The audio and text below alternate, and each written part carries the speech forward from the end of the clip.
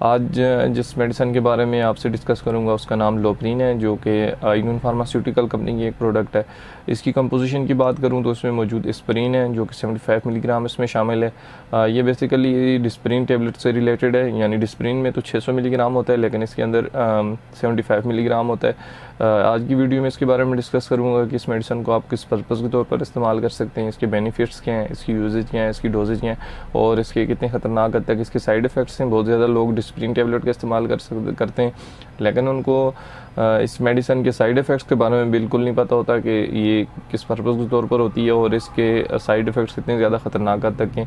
आज की वीडियो में इसके बारे में डिस्कस करूँगा कि आप इसको किस कंडीशन में इस्तेमाल कर सकते हैं और इसके फ़ायदे क्या हैं और इसके साइड इफ़ेक्ट्स क्या हो सकते हैं। लोप्रीन टेबलेट जो कि इसके अंदर शामिल एस्प्रिन है। एस्प्रिन बेसिकली आपके खून को, आपकी जो ब्लड क्लॉटिंग बनी होती है उसको ख़त्म करने के लिए